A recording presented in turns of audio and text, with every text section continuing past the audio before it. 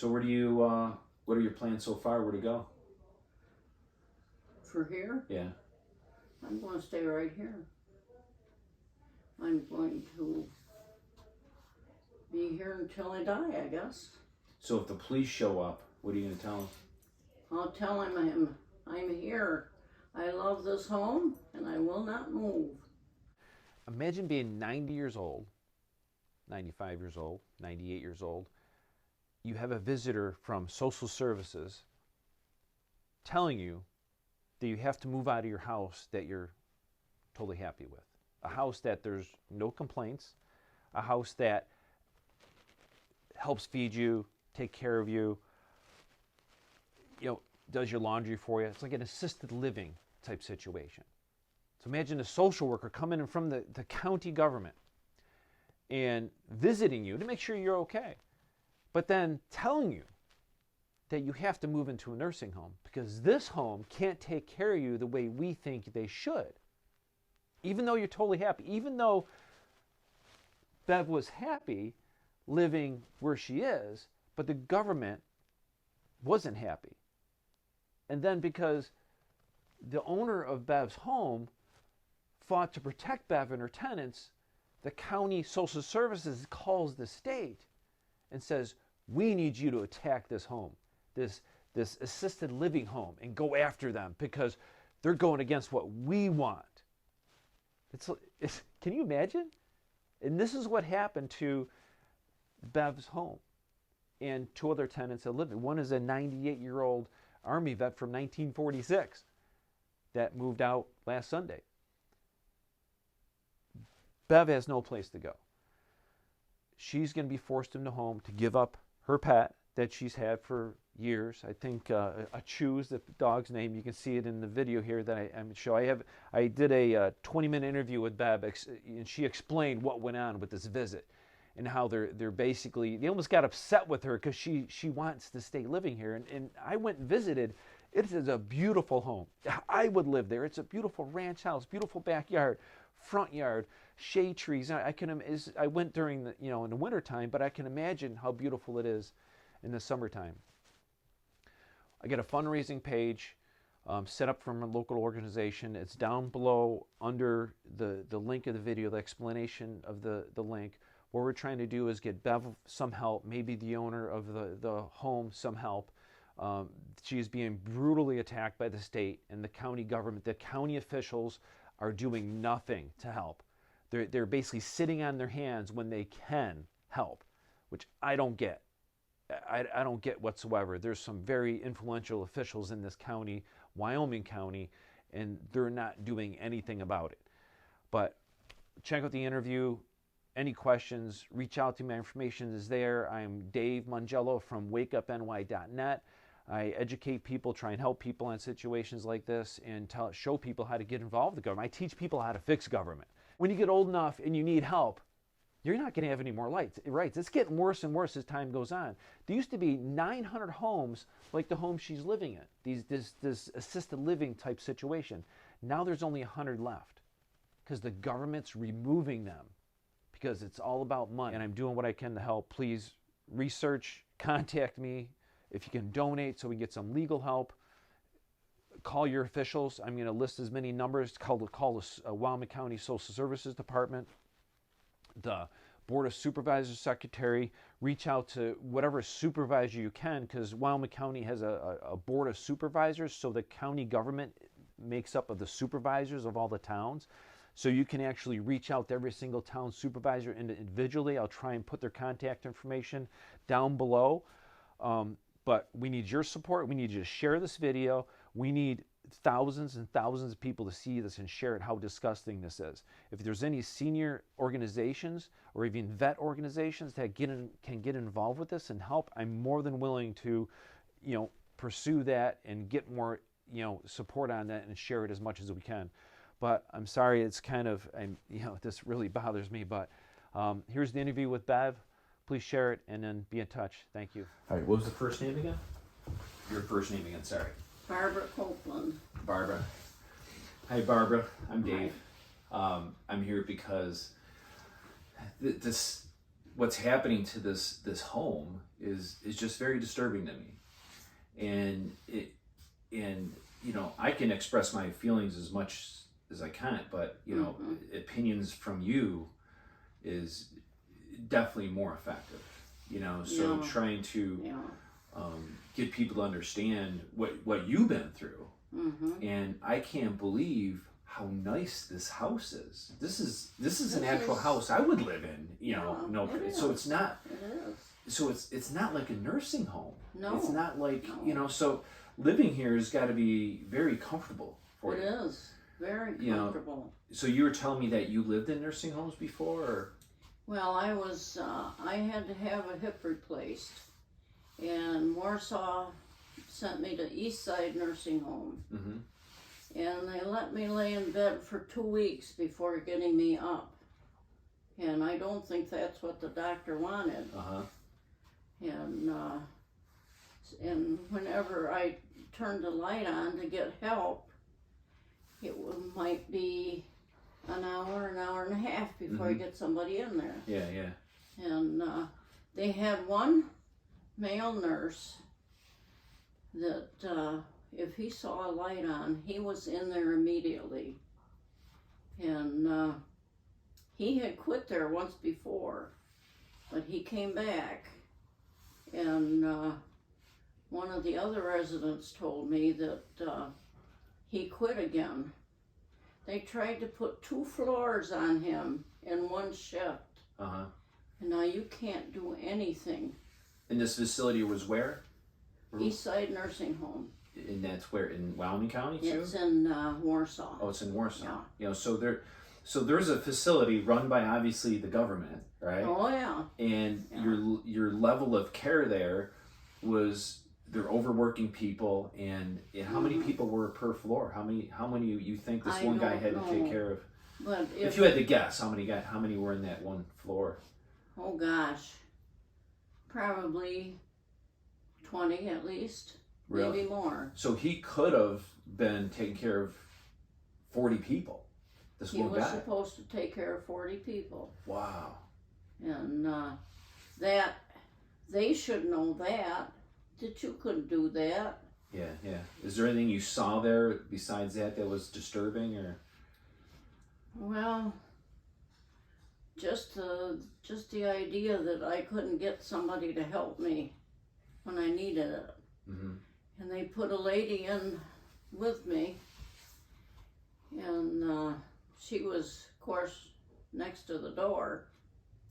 And I put my light on one night, and somebody come in and says, "Somebody needs help in here?" She says, "No, we're all right." Oh. And so I put the light on again, and I pounded on my table. She says, "Will you shut up? I want to go to sleep." I says, "Well, I'd like to get some help so I could go to sleep." And after a while, somebody came in. Yeah.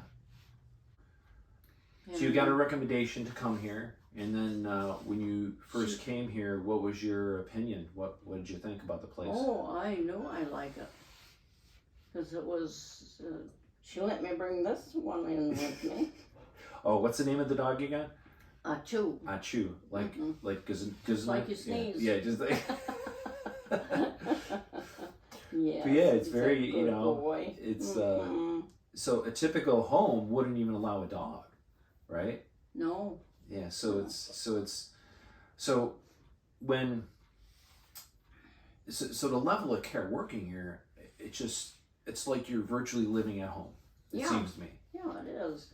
It's all of the girls that work here are very good cooks, and very helpful. So when this started happening with trying to get you guys out of here, or saying Felicia did something wrong, did anybody interview you from the state? Did anybody come here to talk to you? There's quite a few people that come. Uh-huh. And they even had a policeman come. Uh-huh. And he stood in the doorway and he says, "Do you like it here?" I says, "I love it here." Uh-huh. And I says, "I would never go back to a nursing home." He says, "I wouldn't even take my dog there." So when they interviewed you, they talked to you, they didn't get any impression that you were unhappy here, that you were. They got no impression that I was unhappy. Yeah. Because I wasn't. I heard that the other family members are pretty satisfied with the services here. Yeah. No, there's nothing wrong with here. And a lady that was in the other room there, she was 97, and she was bedridden. Mm-hmm. And they told her that she should be in a nursing home. She says she's getting fine care right here. So at 97, she still told them that, you know. No, so Felicia told her that, told them that. Yeah. Because she didn't want to leave. Yeah. So I know that, you know, there's a beautiful kitchen here, there's a living room, and it looks like the backyard is beautiful during the summertime. So you guys sit out in the backyard. It's like your own home backyard. Nice little peaceful community out here. I don't see beautiful tree when it's all got leaves. Nice shade tree you can sit underneath. You know, so there's virtually no complaints here. You have nothing to complain about, do you? No complaints whatsoever. Wow. So that's what just blows me. It just astonished me that they can come in here and tell you how you should live. Yeah. And when you first heard the news of what they're trying to do, what feelings did you have? I thought they were stupid.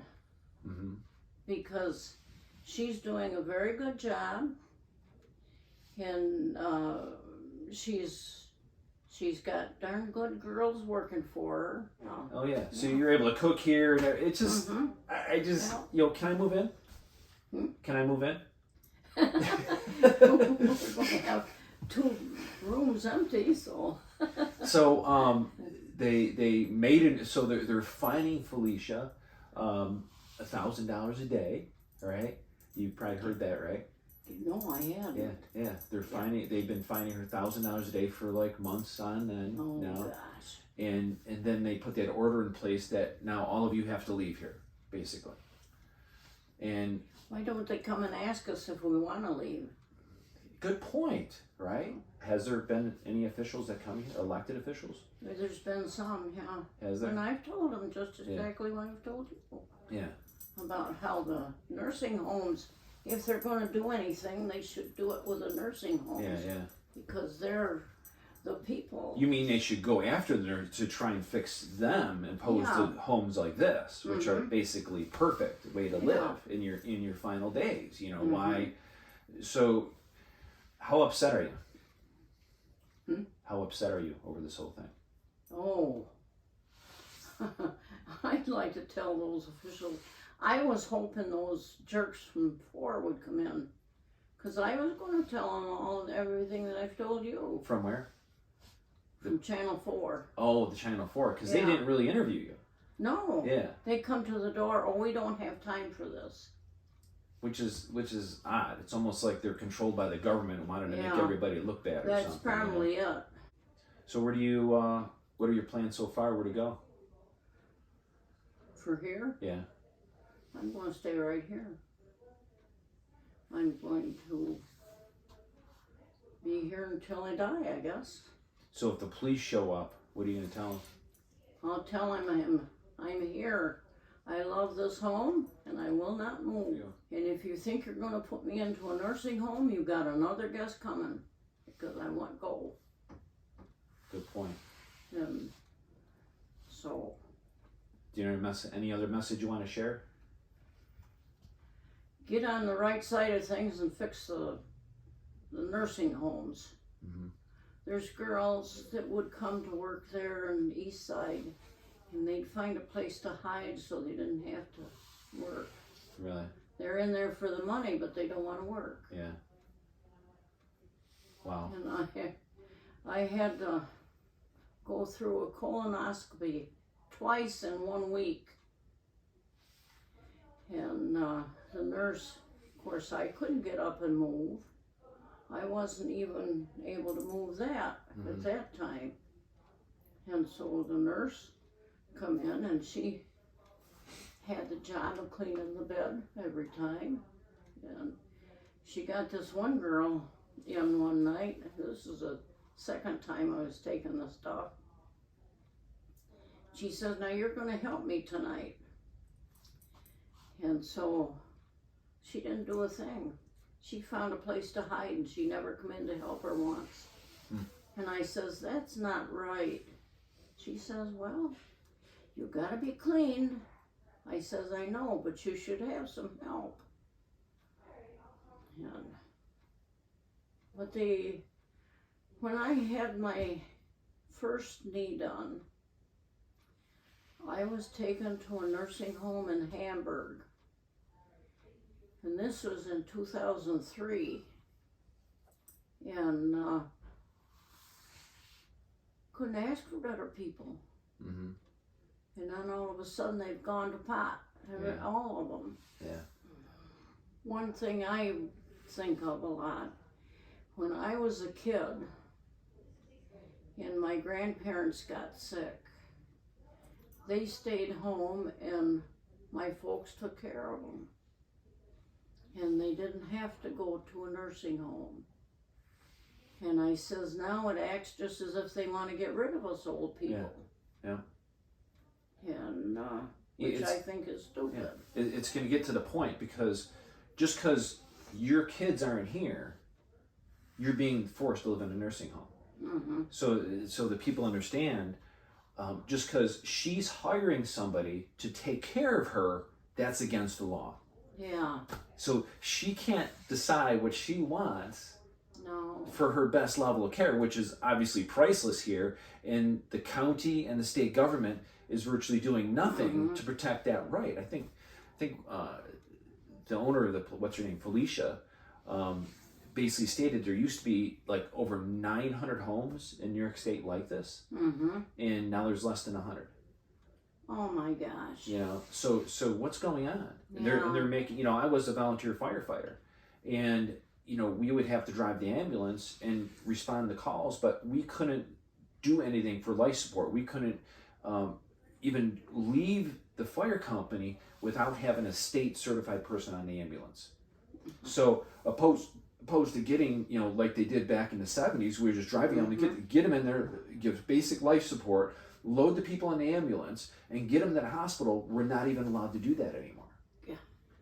And then people are oblivious to this. They don't understand what's going on in this country and the state and the counties, because the county level government, they can fix this, but hopefully, you know, we'll get some attention and then get some support off this, you know. That every little town should have one or two of these.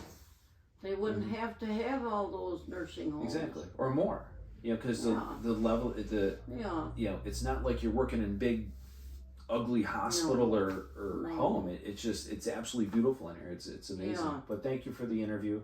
Yeah. You did great, especially the dog. So this is the home where they live. It's a beautiful ranch home, nice back patio. It was kind of windy. It's fall time, but I can picture how nice it is. Can you imagine growing up or growing old in a home like this? See, the dog was outside of that. Let the dog in later on, but nice bathroom. The place was very well kept. Some, you know, it was like living at home. And it just disturbs me that the government is telling these people they cannot live in this house anymore.